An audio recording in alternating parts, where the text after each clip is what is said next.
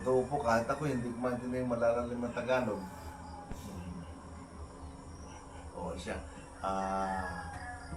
Sana mapagpalain kayo ng Diyos na sa inyong pag-aaral ng salita niya ay makita ninyo ang kanyang kabutihan, ang kanyang pag-ibig at ating kanyang kabanalan. Ako naman po, di ako nakalimutan. Ay, maganda po yan. Tulog, baba. Bago. Gising ko, papasalamat ako. Bago kayo matulog. Papasalamat ako sa buhay na aking inaano ko. Ay, kumusta po ang edad niyo ngayon? 82 na po ako. Bago.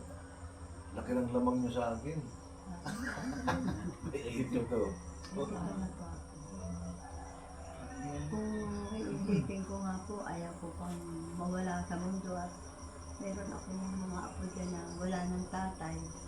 Yung nanay naman ay lumilipad na po. Wala ng pag-asa. Lumilipad po.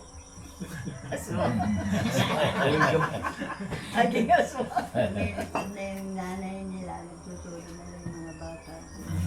Ilang bata po. Saan po? Diyan, tagal po ang narin diyan.